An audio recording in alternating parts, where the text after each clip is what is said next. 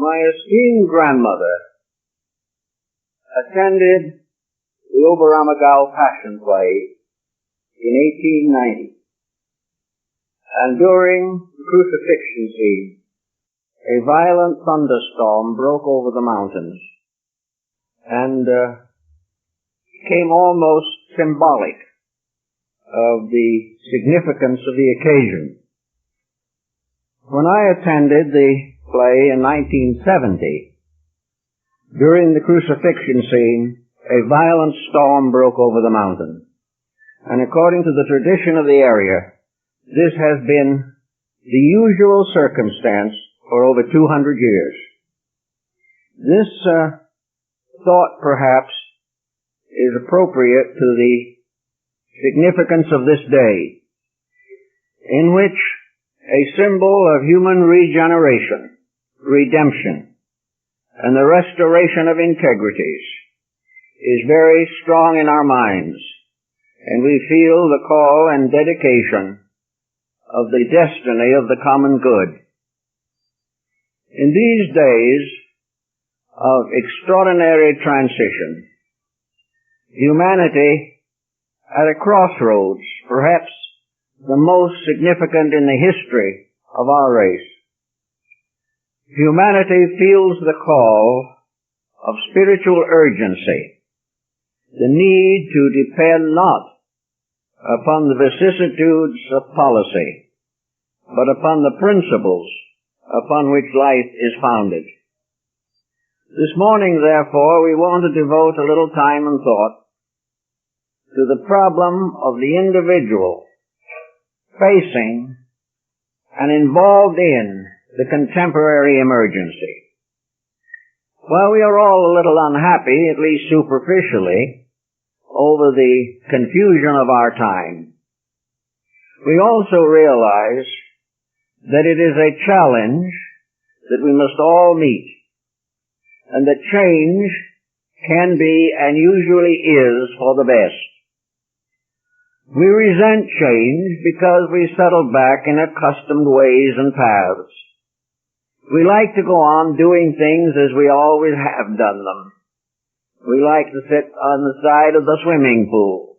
We like to drive expensive cars. We like to think of the joy of living. But these are of the moment, and to be real must be earned. But in the moments of confusion, we begin to weigh and consider the basic values of human purpose. Today, we are in the midst not only of national but world confusion. Everywhere, the policies by which we have formerly functioned are proving inadequate. The way in which we started our modern way of life has been plagued with difficulties since the beginning. And we should realize that where these crises arise, there is something wrong with the way we are doing things, that we are contrary to the laws of nature and the will of the divine creating power. We have not yet learned that we were created to obey. We have not understood the fact that our happiness and our security results not from our rugged individualism, but from our inward dedications. Therefore, on Easter especially, it seems appropriate to explore this problem of dedications and how we are individually and collectively to prepare for the changes that are taking place. And the first point, I think, of importance is to realize that from the beginning, we have always had to adjust to change. The history of humanity is the history of continuous change. It is the history of emergencies arising, solutions appearing, and the conditions subsiding for a little while into a so-called normal pattern. This normalcy is abused, perverted, misused, and another crisis comes upon us. Crises are not the work of some evil force. They are the proof of the presence of principles at the root of life. Our whole creation is suspended from law, and this law, as divine law, is the greater good. No matter what we accomplish nothing if we try to attain it through disobedience to the divine plan in which we live and move and have our being. Gradually, man must come to recognize that while he has a certain power of choice, he does not have free will. He cannot do anything that he pleases. He can only do that which is proper. And when he tries to disobey, nature does not punish him by personal chastisement. Nature simply causes his projects to go awry. That which is not according to the laws of life cannot succeed.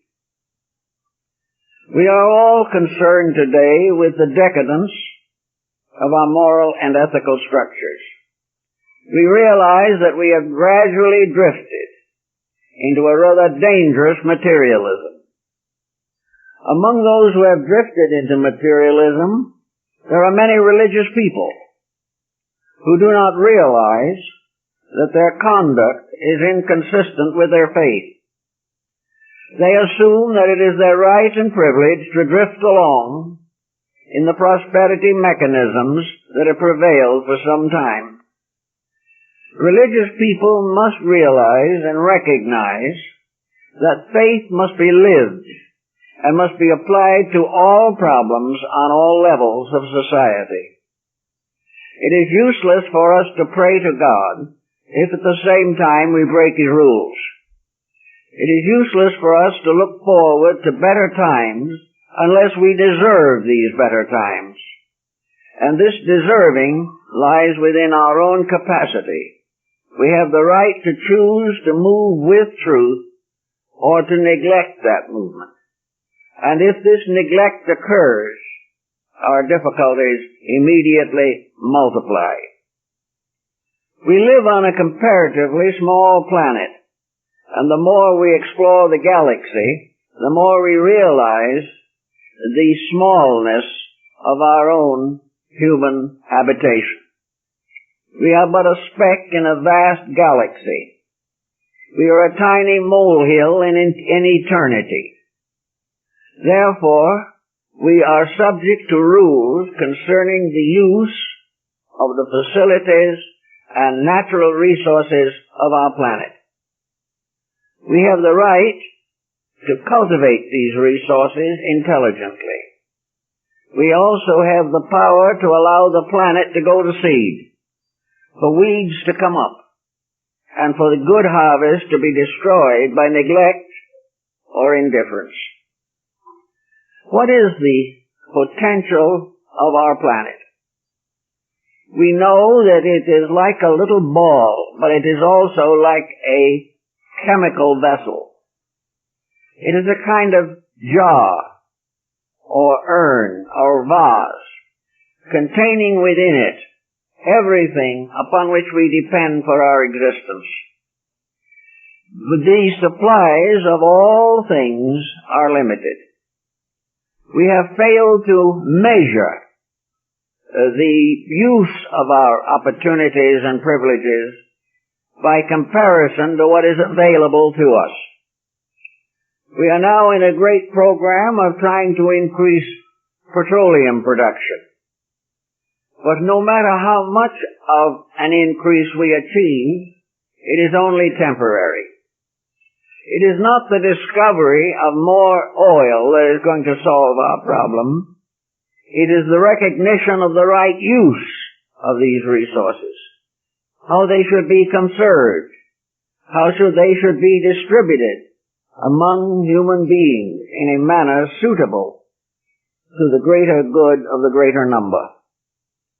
We also have many other problems: pollution, overcrowding. We are in a condition in which the earth, in order to sustain us, must be better understood. We also realize that whether we like it or not, the age of extravagance is coming to an end. We can no longer do as we please. We have to ration our own desires. We have to live within our means. And this does not mean necessarily our physical incomes. We must live within the means of the resources of the planet on which we live. Now, this planet, according to Scriptures, was intended to be a garden, and we were to be guardians of this garden. We were to keep it. We were to take care of it. We were to use its productions wisely. We were to sow and to reap within a policy of common sense and integrity. Not only are we in danger of exhausting of our resources, we are in danger of the pollution of that which remains. It is not possible to solve this problem by means of political means. It is not possible for us by any system of a materialistic nature to control the extravagances of the human mind. We have been gradually building a kind of illusion in space. We have come to the false conclusion that we were created to have anything we wanted. And we were also privileged to get hold of anything we could reach out and grasp. We were also entitled in a certain general way to take from each other in order to gratify ourselves. All this is not only bad economics and bad policy, but it is bad philosophy and worse than bad religion. So today we are confronted with the concept of a resurrection. A resurrection of principles from imprisonment in policies. The resurrection of ideals from bondage to materiality. The final success of man must arise from the recognition that he is under a benevolent despotism of time and space, that there are only certain things that he can do. There are things he must do as immediately as possible if he is to protect and preserve a way of life which is proper and reasonable with the commodities that we possess. Recently we have advanced another step in the scientific exploration of space. We are reaching out to find out more about the worlds around us. And we are interpreting these discoveries in various terms. One may think of this discovery as a step towards scientific healing, medicines, and social orientation. We may think of it as a search for new basic resources. We may think of it in terms of communication or even of transportation. But into it comes the unpleasant thought that we may also use it for the perpetuation of armament and military expansions. These conflicts of purposes, these inconsistencies of dedications, are continuing to plague us, and may, for some time to come, be extremely troublesome. But whatever happens, the human being must remain here for his appointed span. And we are bringing into the world new generations of young people who must, to a measure, carry the responsibility and burden of our mistakes. We are also concerned about the future of the young. We realize that we must turn over to them the power of leadership. And it is important that they be trained to be wiser than we were. That they shall be trained to keep the rules that we have broken, to restore the integrities which we have disregarded, and to recognize the sovereignty of a plan which, if obeyed, will give us peace and security, and if disobeyed relentlessly, will lead to chaos. The important thing, I think, is to follow the suggestion of one rather interesting scholar. He said, if each individual will correct his own faults, there'll be one less rascal in the world. We must continue to build a reservoir of integrated people. We must bestow greater attention upon the development of those reflective powers by which we can choose to build a proper life. Between the primitive, who kept rules because he knew nothing else, and the ultimate of things, that golden age we seek, between these two is confusion. Because actually, in the end, the blind faith that led our ancestors will open its eyes and become the enlightened faith, the faith that must guide us. How are we going to go about this preparation? I think, first of all, we should be grateful that we live at this time. Many people would love to be somewhere else, and as conditions become more difficult, the tendency to rebel, the tendency toward violence increases. But neither rebellion nor violence can solve our problem. The problem lies much deeper. The problem lies in the need of the restoration of a kind of essential learning by means of which we can be qualified to meet emergencies.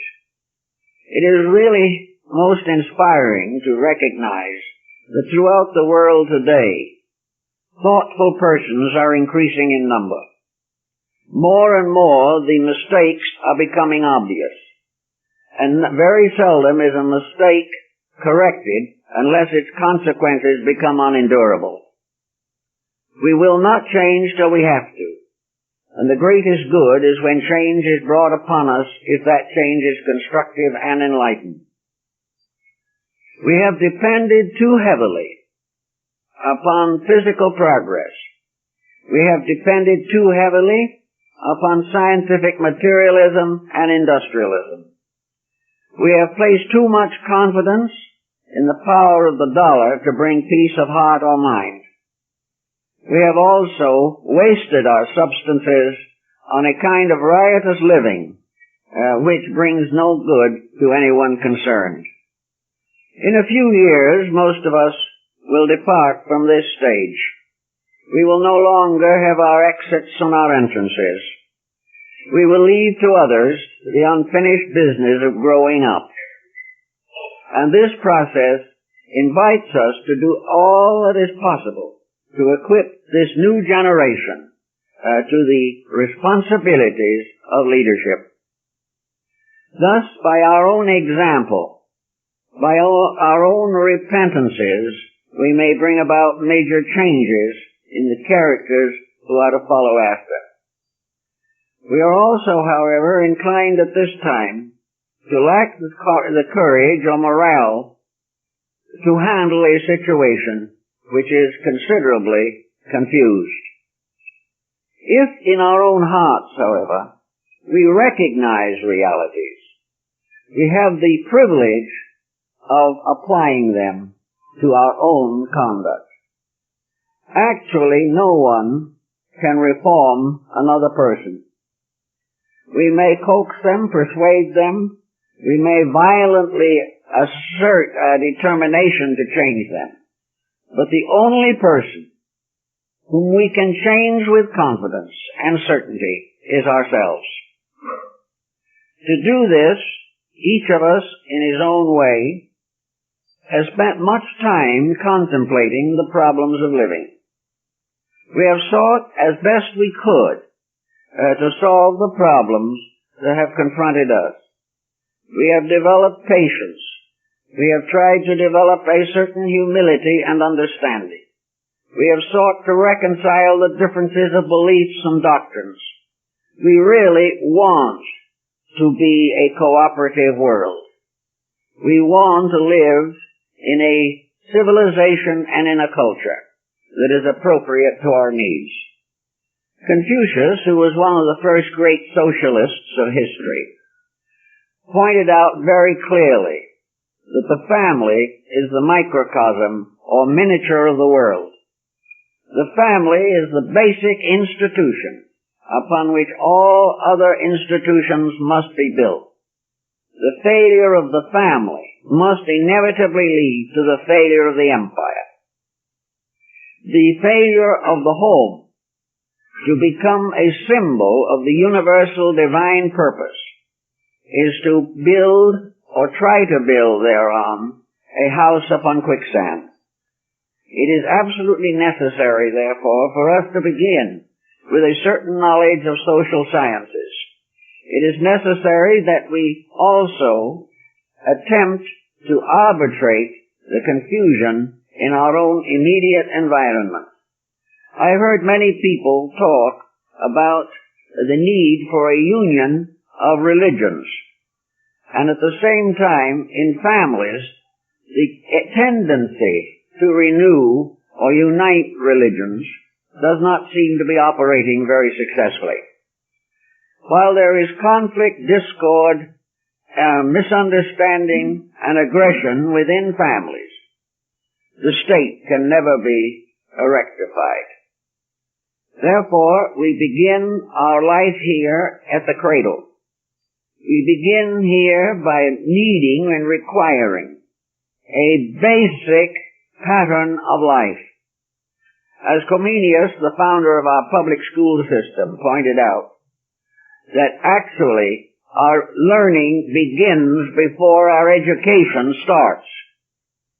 The average person is not as flexible or as easily influenced toward self-improvement after he is 10 years old as he is before that time. Improvement also must be inspired by example. We cannot have a gentle, kindly, loving child produced out of a conflict of family feuding and miseries.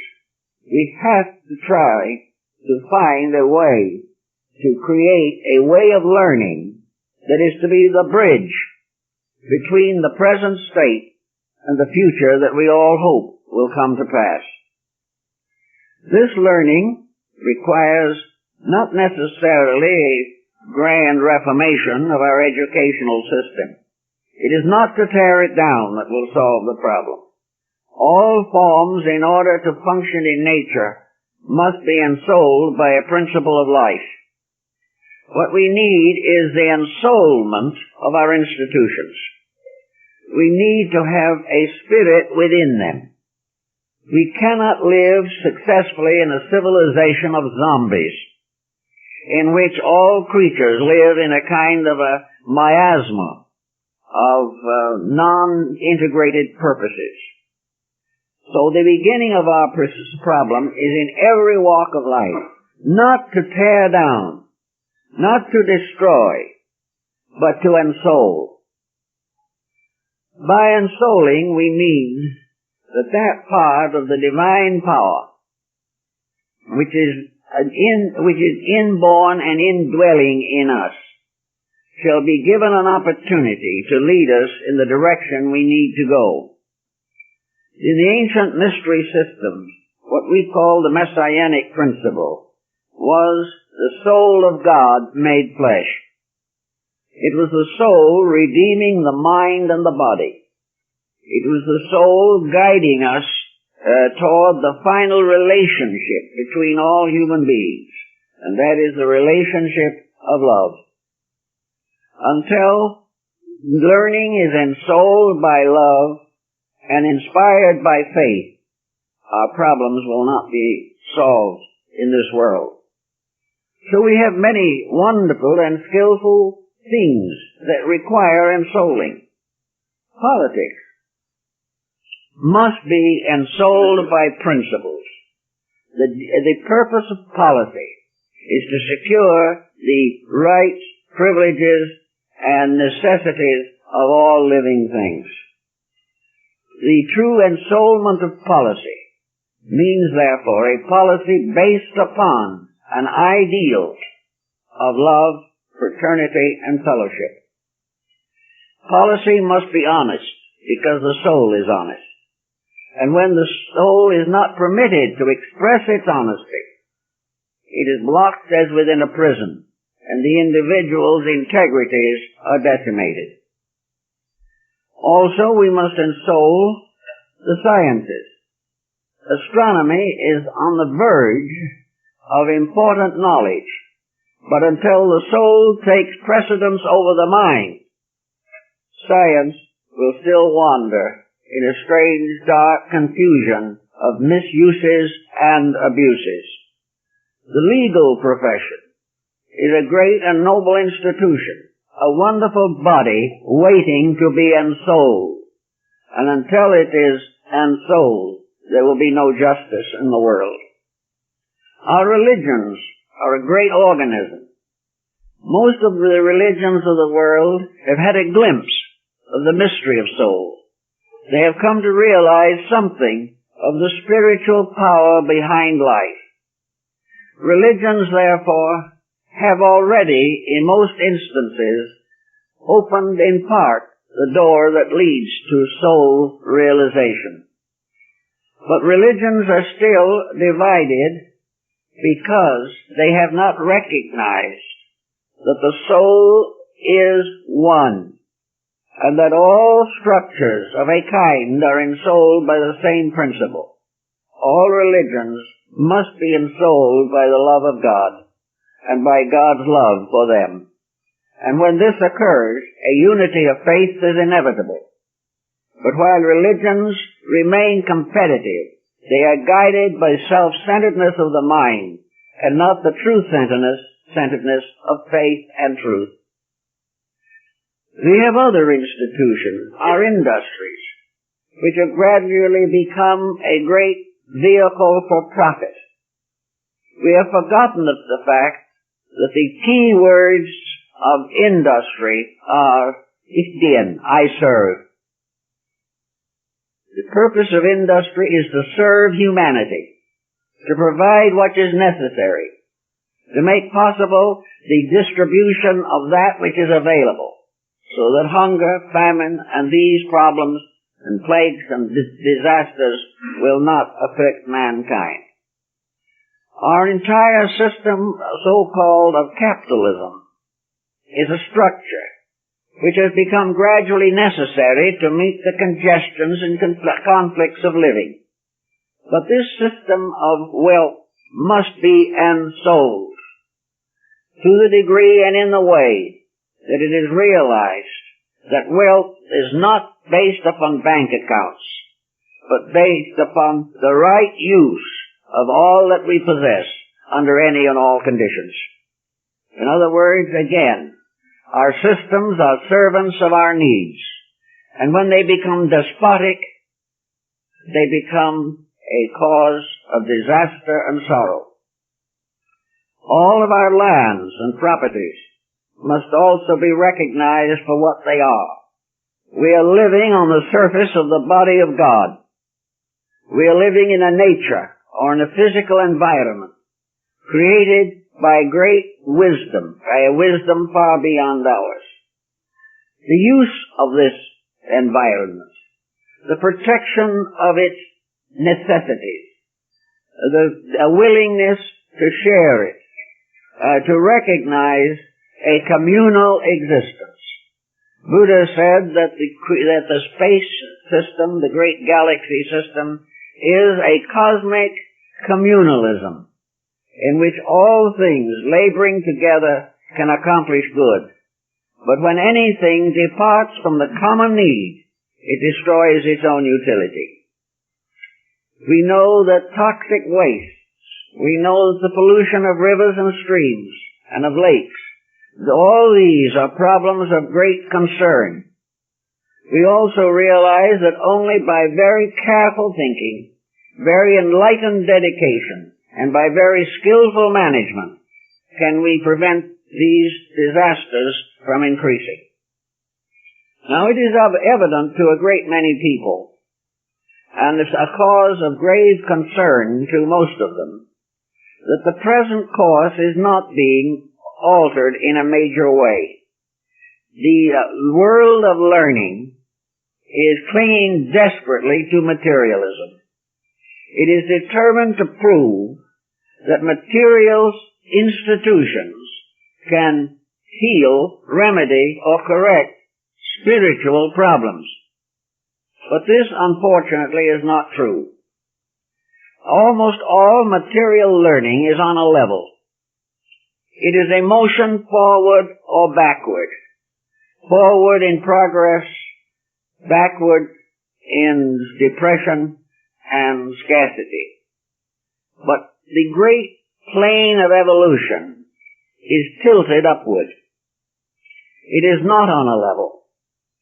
Evolution is not a motion forward alone. It is a motion forward and upward at the same time. And this upwardness is not merely the conquest of space. This upwardness is moral improvement. It is the individual becoming wiser in true values as he becomes more skillful in the implementing of his purposes. There is no source perhaps today more available to us as a cause for hope than science. Not the science that we know, not the science which is willing to dissect only matter and will try to break through the boundaries of material barriers that divide the various conditions of the pre-organic world. The real purpose of science is to demonstrate constantly the integrities in life, the integrities in atoms, the integrities that rule a cosmic system which unfolds under a tremendous pattern of values, of integrities, of realities. Therefore, the search for value must open the way for the transmission of soul power. This soul power makes all things new. This soul power, descending from its own source as a primary aspect of the eternal creating principle, descends into matter. And we may say, in matter, if we look about it, it dies for the sins of the world. It is destroyed by our own selfishness, it is imprisoned, it is betrayed, and it is denied.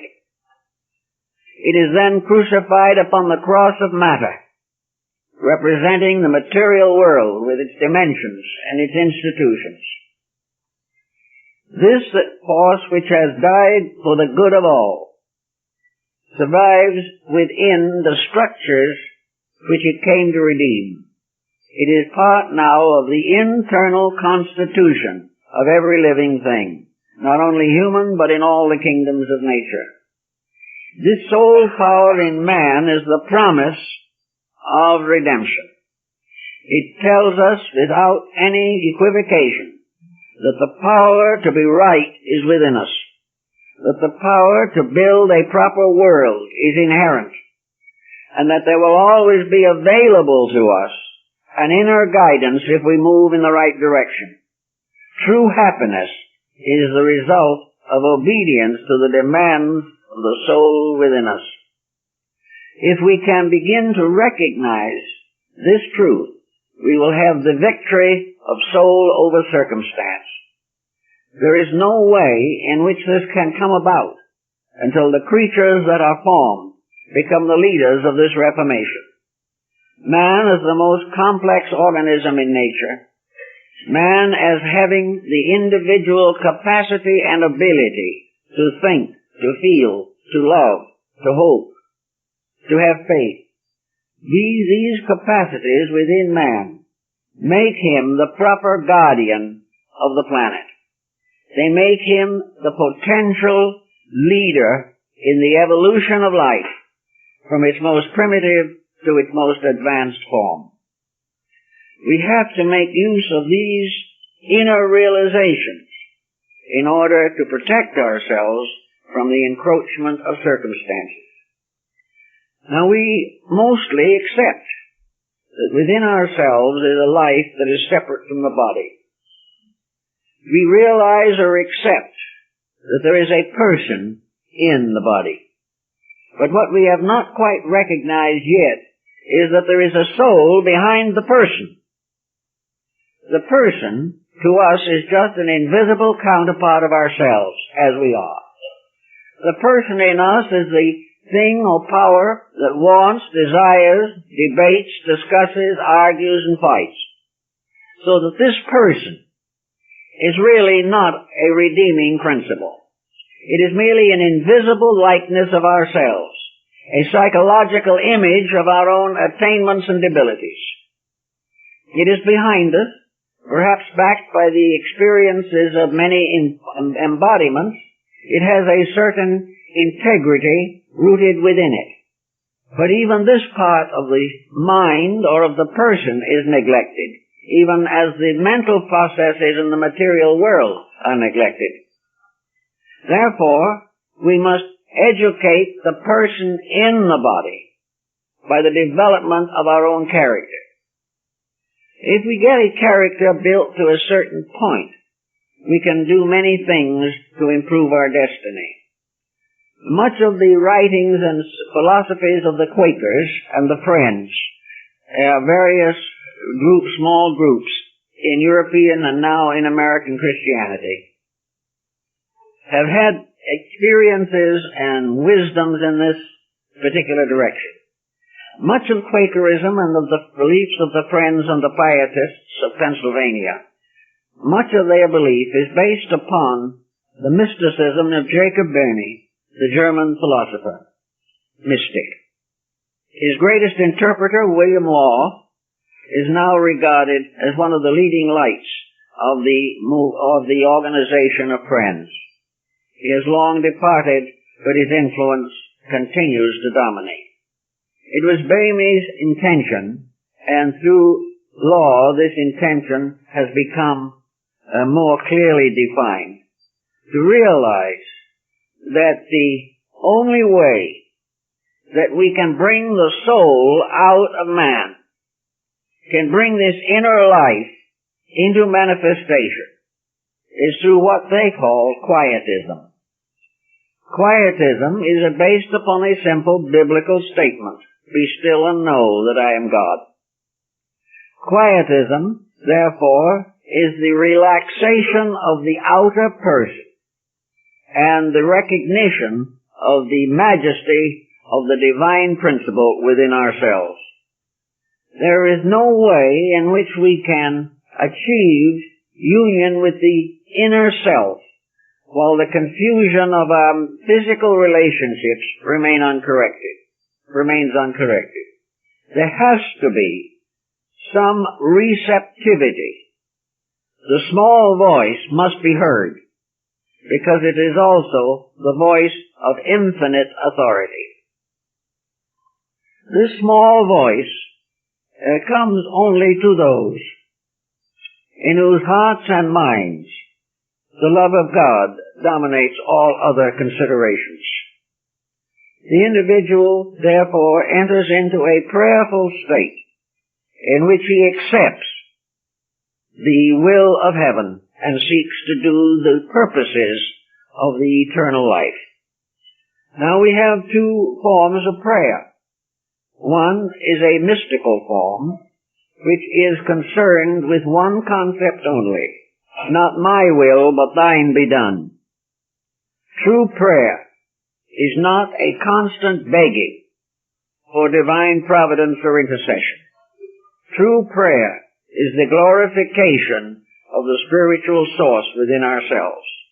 We give thanks that within us is the power of our own redemption, and that in the world itself as a composite, within itself, is the power of its own redemption. In a materialistic form of religion, we find the demands of the personal self too dominant. The individual prays for wealth, he prays for power, he prays for whatever he wants.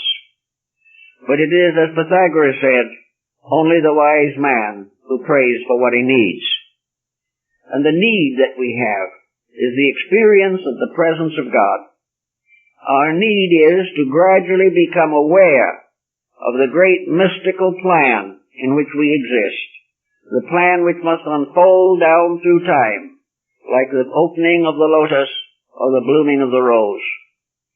This unfolding of soul power is the destiny for which we were appointed. Now it is obvious that whatever it is that could conceive this in the beginning, could bring cosmos out of chaos, could establish law to govern all things and love to govern law, that this power cannot be defeated by a minor display of human stupidity. It cannot be defeated by man. Man can never change the divine plan, because that plan is the source of himself. There is nothing about him that isn't part of that plan, and nothing happens to him but is part of the purpose of that plan. Therefore, the individual cannot reform the universe any more than King Canute could prevent the coming in of the tide of the sea. We are all involved in a pattern in which the only way to win is to obey. And the only way in which we can become aware of this obedience is by the cultivation of our own internal spiritual resources. This is the only answer. The answer comes from the inside, the problem comes from the outside. And there is no power in the world that can solve the inside problem by outside means. The Pietists and many other mystical groups, following in the example of the ancient mystery system, came to the conclusion that each individual must cross the bridge between his own personality and the divine archetype that lies within him. Man is a manifold creature, of which only a small part is visible. The invisible part of man is much more splendid, much vaster in its potential, more reliable in its testimonies, more inevitable in its ends. Therefore, this little part, this small end of a composite creature, which we call the human being and the human body, this is forever existing within a mysterious egg of energies, of mysterious spiritual invisible powers, moving, turning, constantly impelling, and constantly nourishing. Part of the invisible does nourish the body. Part of the invisible does nourish the mind and the emotions. But that part which nourishes these things is moved by an eternal principle of truth, and therefore the soul in itself is apart from its manifestations, but may not be recognized by us except through the projections of its own elements into the material constitutions of life.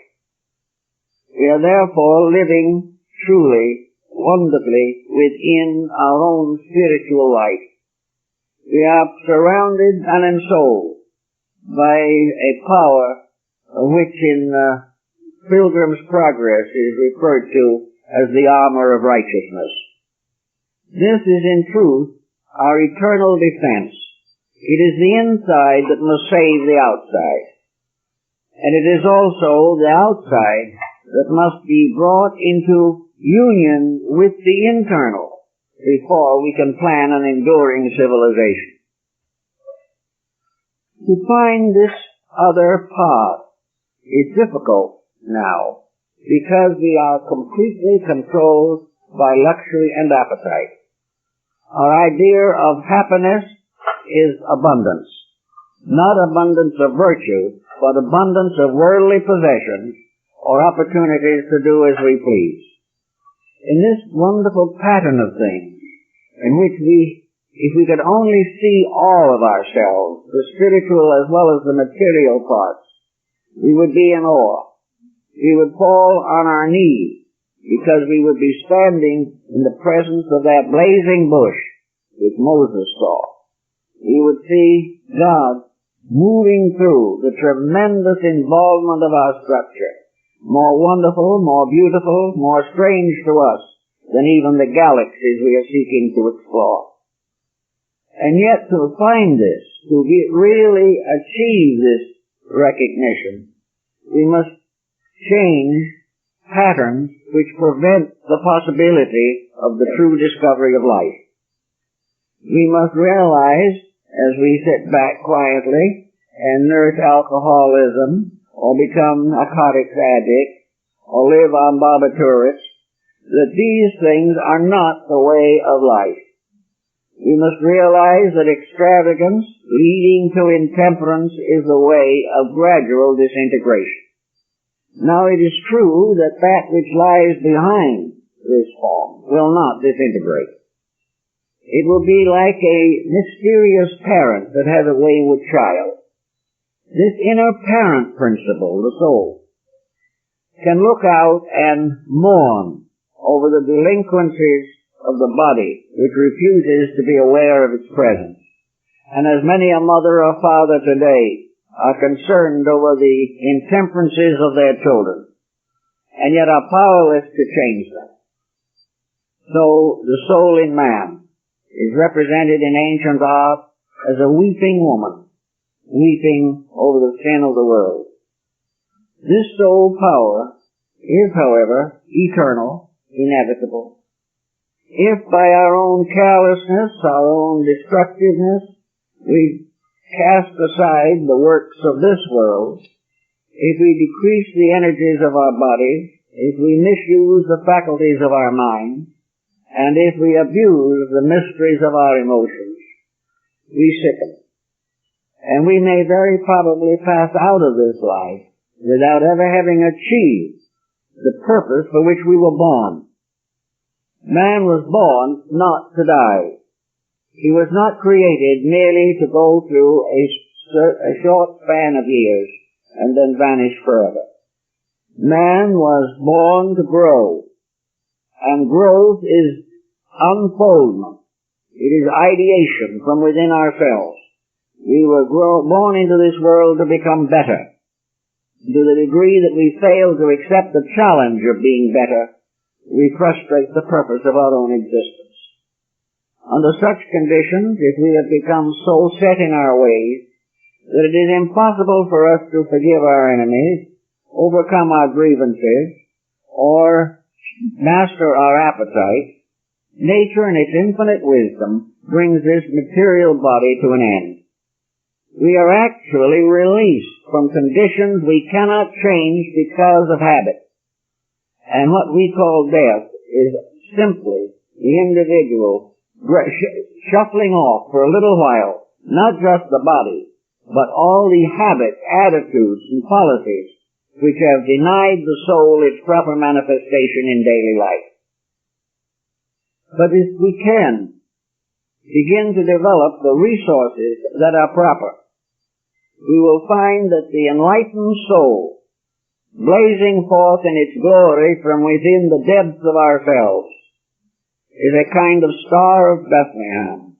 It announces the coming of salvation. It announces that the individual is growing to the point where the inner good can become manifest in the outer life. Now many people have tried, each in his own way, to accomplish some type of release of this inner good. For centuries, ascetics have denied themselves most of the material advantages of living in order to separate their consciousness from bondage to material things. Others have sought in various ways to express their inner convictions through art, through music, through all of the creative expression. For all of the arts belong to the soul, just as surely as the skills belong to the mind.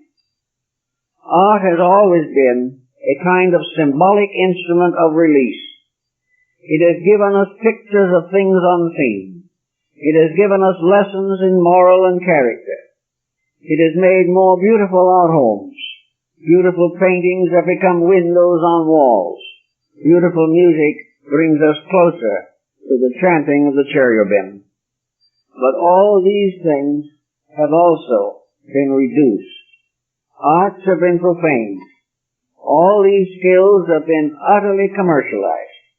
As a result, they gradually deteriorate in principle and in spirit. We have lost the validity of our arts in many instances because of our own interpretation of the purpose of beauty.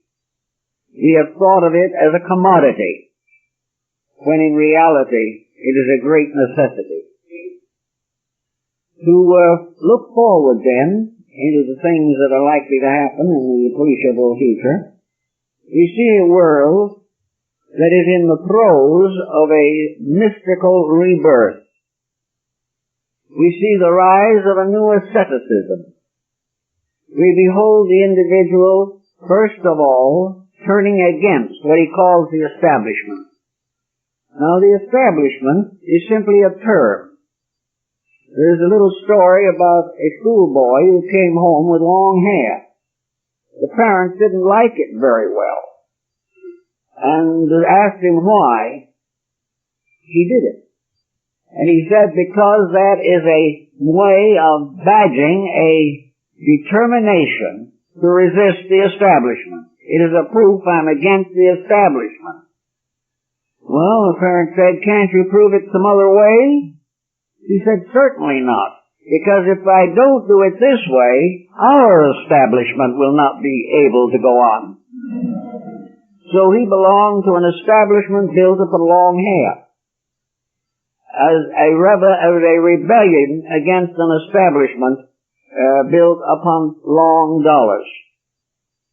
The problem just shifts its position, but is not solved.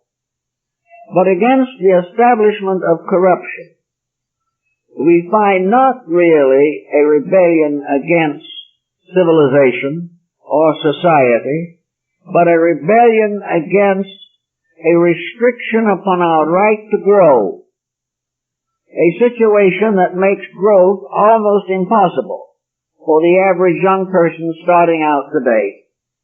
He will face problems that the older generation has never known. He finds the world around him an enemy to that which he might dream of accomplishing if he had the opportunity. He does not want to sink back into the material slough of despond which is binding his ancestors.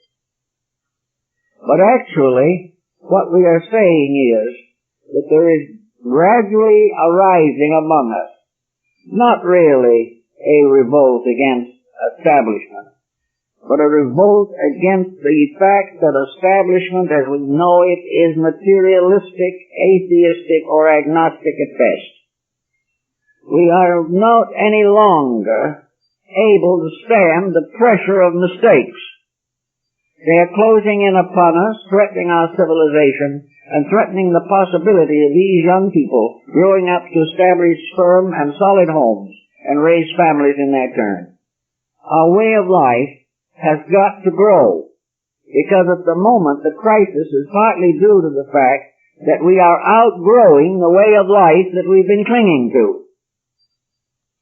We have become aware that what we are doing is not correct, that our ambitions and aspirations are not all legitimate, that we are in constant need of building a world around us that will represent the world within us.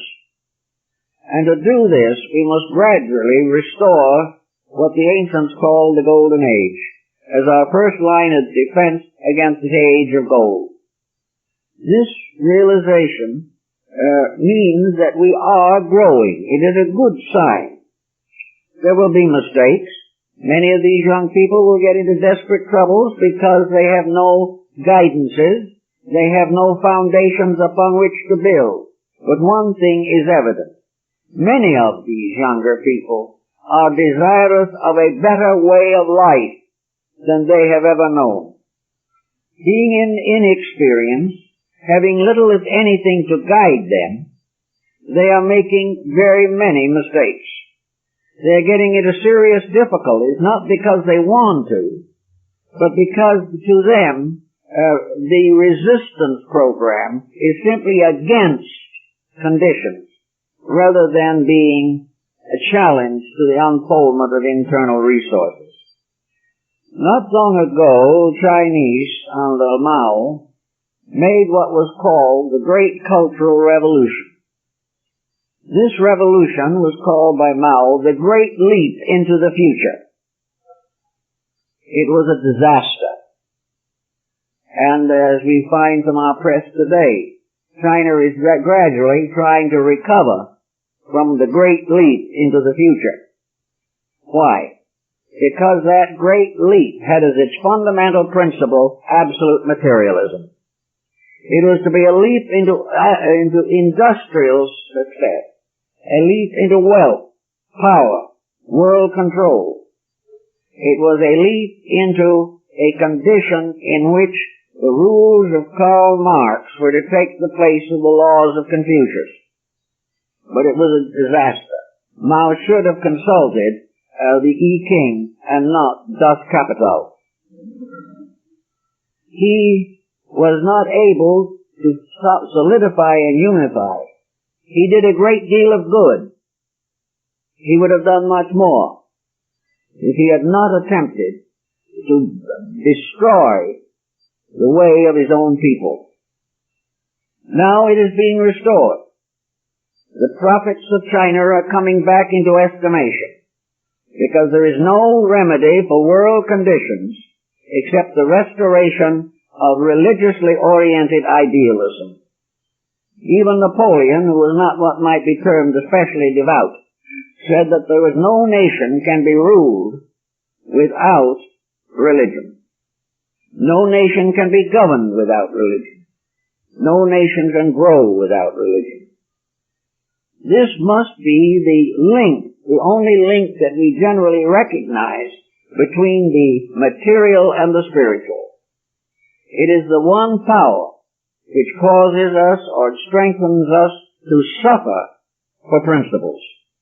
It is the only power that we know that can cause us to renounce temporal advantages in order to achieve the salvation of the species. So we have this realization that coming up today are young people who, when experience strengthens and deepens their lives, may accomplish what we have failed to accomplish, namely the restoration of an internal life, the recognition that we must have faith in the infinite, or the finite will fail. So it is with each of us now, regardless of our years. In the terms of the universe, we may all be considered very, very old, and we can also be considered merely emerging from infancy. It depends upon the perspective. One thing is certain, we all need a lot more growth. We all need a lot more insight into the realities and purposes of our own existence. The rising tide of religion will increase. There is no doubt in the world that every day of emergency is causing many people to think for the first time in their lives. And their thoughts will not be entirely upon the society around them, because there is nothing to be found there that solves anything for them. This thoughtfulness will turn gradually to the correction of causes. It will point out the endless tragedy of discourse. It will tell us that no matter who wins the revolution, there will be another revolution.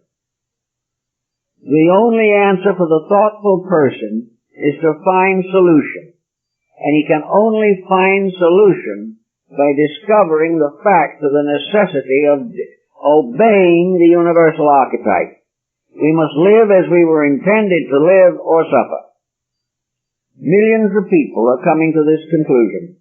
More will as time goes on.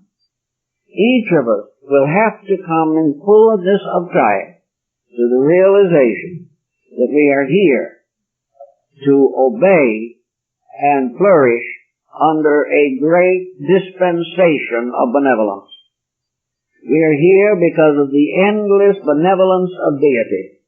We are here because the creating power, in its own inevitable manner, determined the salvation of all that lives, and then prepared the mechanism which made this salvation inevitable.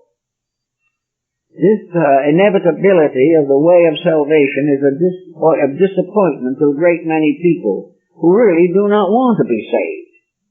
They would prefer to follow the materialistic point of view that when they're dead, they're very dead, and that's the end of it. Materialism, therefore, not only is inadequate, but it gives the individual a non-valid excuse for remaining as he is. It remains for him, therefore, to eat, drink, and be merry, for tomorrow he is dead. But what we realize is that when we eat, drink, and be merry, we only get rid of the body, but we are still alive to face the consequences of our own actions. Most people are not oriented to this concept, however. Having come to a realization that we are here to survive, we then can approach the whole problem of life with a greater optimism. We are becoming a world of neurotics, frightened, disappointed, and disillusioned. But what we are really being disillusioned in is our own mistakes. We are existing in the proof and consequences that we didn't do it right. Now this is an important discovery, because it can lead us to realize that we must find out what is right and stay with it. This is all part, therefore, of cosmic growing pains.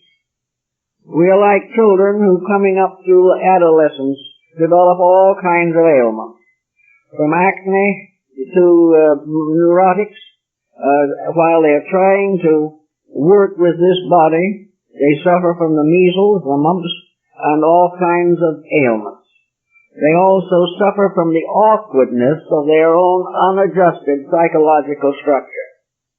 They are in the process of gradually growing up. At any point along the way, it might be a disappointing situation.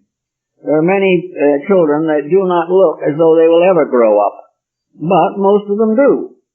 And the problem child of today is the good citizen of tomorrow. The problem humanity of today is the cooperative commonwealth of tomorrow. We are simply growing, and growing is not a source for discontent or despair. If we were able to continue in our mistakes forever, then there would be cause for despair. If the problems that face us now were going to be our problems till the end of eternity, who would want to live? Actually, however, change comes in. And in nature, when men disobey and get punished for their disobediences, the change is gradually but inevitably for the better. We are slow of learning, however. We cling desperately to the attitudes that we have long held and simply refuse, if we can avoid the challenge, to change our ways. Therefore, instead of worrying about this problem, instead of getting all unhappy about the terrors of the times, let us realize that they are part of a plan in which there is neither death nor destruction. As the Bhagavad Gita so beautifully points out, the great war of the world is not the end. The great war of the world is a constant testing by which we divide weakness from strength and gradually strengthen that which is weak. There is no death, but only a change of worlds. There is no end of anything but ultimate perfection. And it is that ultimate perfection which we want to cooperate with in every way possible. We want to do our share in leading the world from its immaturity to a condition of true integration, true security, true maturity. If we will change our point of view, we can do it a little bit, or help ourselves, by two concepts. which may be useful to us. The first is faith. Without faith, works are impossible. Without faith, nothing can grow. Without faith, we are constantly living in an insecurity. Faith tells us that there is hope. Faith tells us there is purpose. Faith tells us that all of our weaknesses will ultimately be brought into enlightenment. Faith tells us there is a reason for what is happening to us, that reason is good, and that if our faith is great enough, we can face the emergency without fear or despair. Therefore, faith is probably one of the strongest forces in our lives today. The second great power that we need to understand these principles is the willingness to accept. We must find in faith the strength necessary for the acceptance of things as they are. Faith must show us that we must suffer things to be so now, because we have caused them. Faith coming along with the recognition of the need and the desperate purpose of the plan in which we live makes a great difference in our point of view. Faith creates acceptance. Acceptance, studied and meditated upon by the mind and the heart, strengthens faith. The redemption of the world begins with a single step.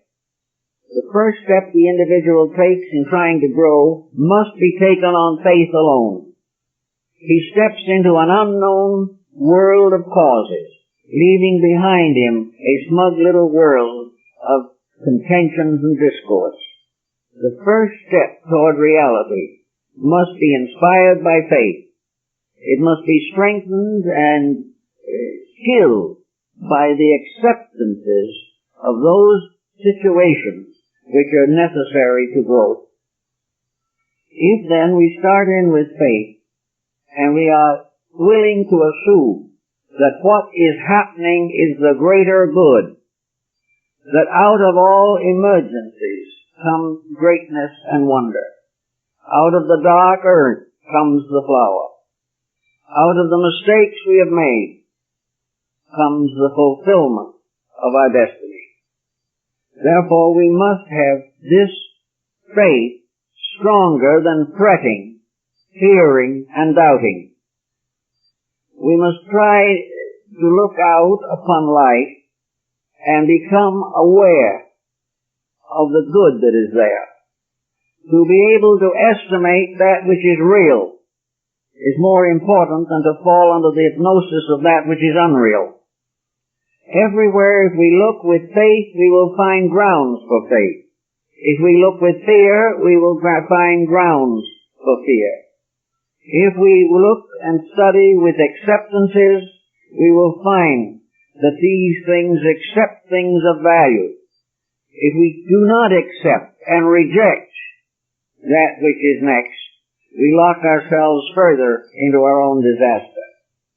So people who are wandering around now, trying to find a place to go where they'll survive an earthquake, worried to death about their stocks and bonds, miserable over the conflicts in their families, and overly concerned with the conflicts of nations, these persons must recognize that their foundation that is enduring will be that to see through all of these disasters a purpose that must be fulfilled, a purpose that must be met, and that actually to have our attention focused upon these needs is the greatest good that can happen to us, much more valuable than sitting quietly and watching some impossible television performance.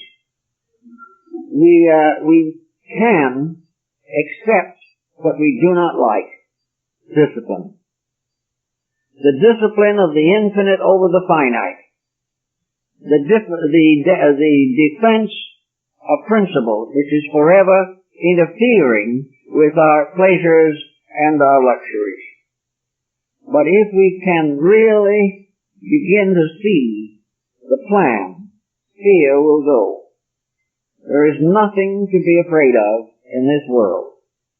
The only things that we should be regretting are the things we do badly.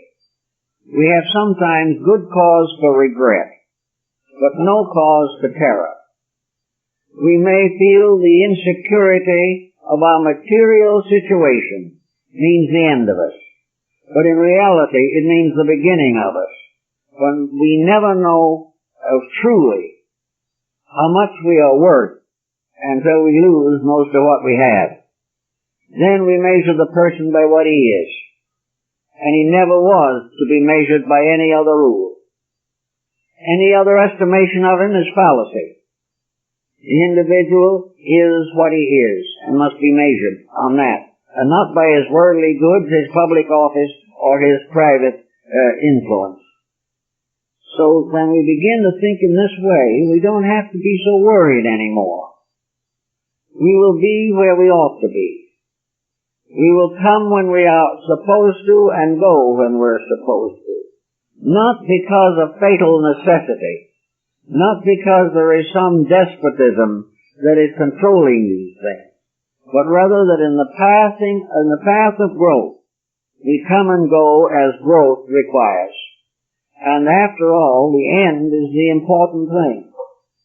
Ultimately, we must live with ourselves in the great eternity which we call life. And to prepare for this is far more important than any other task we can undertake. So let's think in terms now of not worrying, not fearing.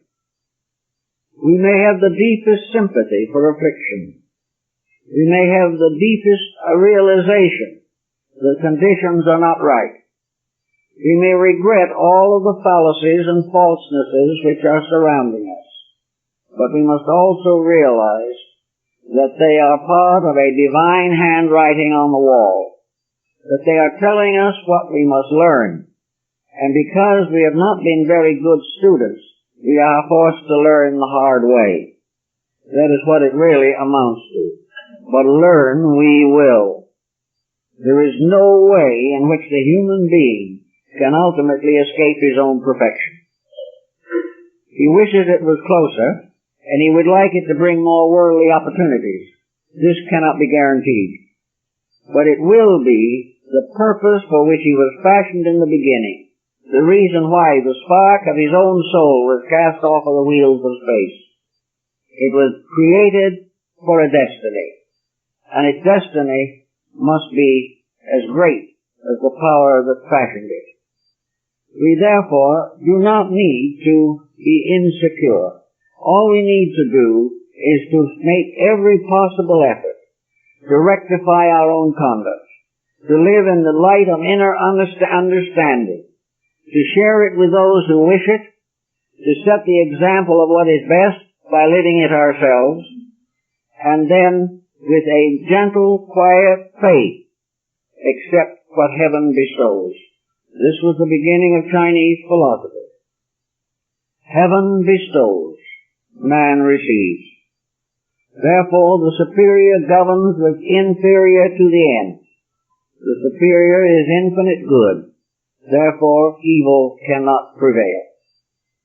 In the next few years, we may have some difficult times. We may find reverses that will hurt us. But we will also probably find that out of the common problem will come the recognition of the common need. I remember not too long ago being involved in a problem involving a local disaster. A number of families that had previously lived together were subject to what appeared to be an act of providence. Their homes were destroyed, their lives were threatened, some passed on. It was a very serious episode.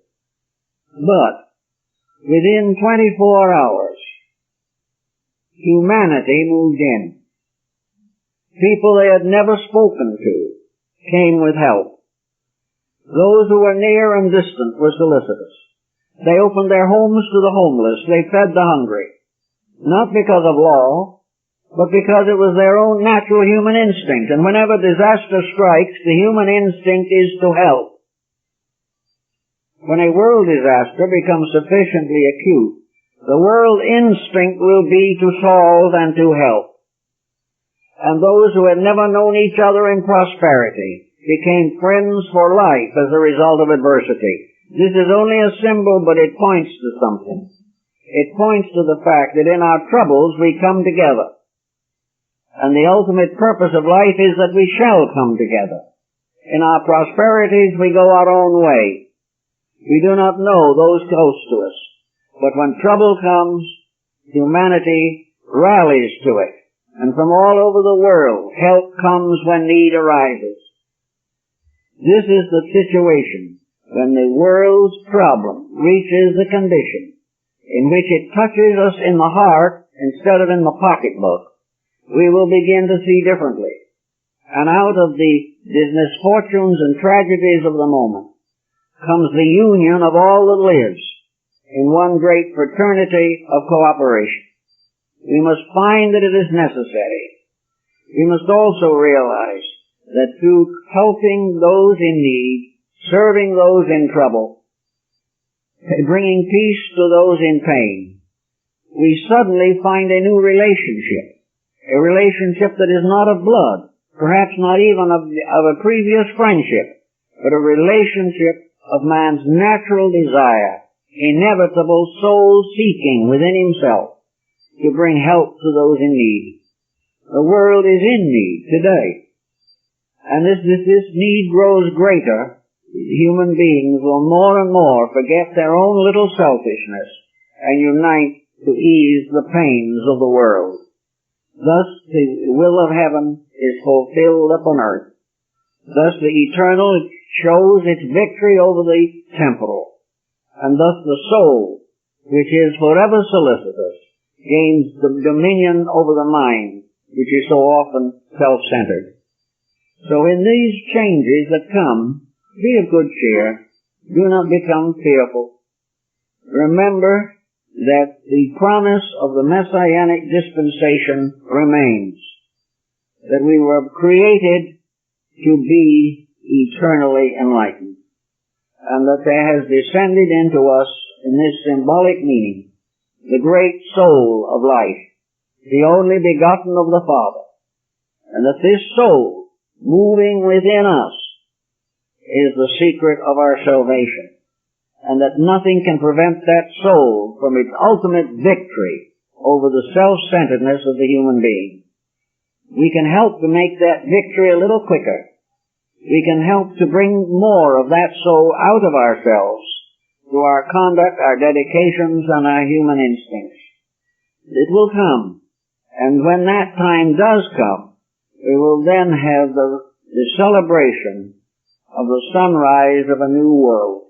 A new age, a new way of life, a way of life in which we live in rather simple relationship with each other, not in material luxuries, but not in poverty, not in having all we want, but wanting only that which is best.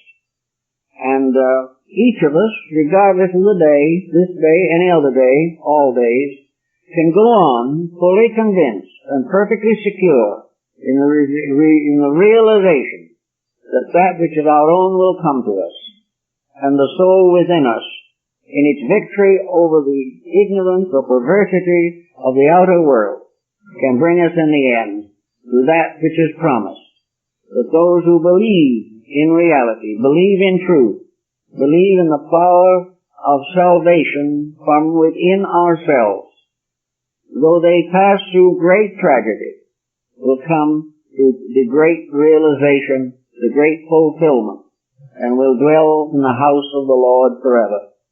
This type of thinking is, I think, appropriate. So do not continue to fear. Have a natural faith in the law. Have love and fraternity for each other in all of your problems.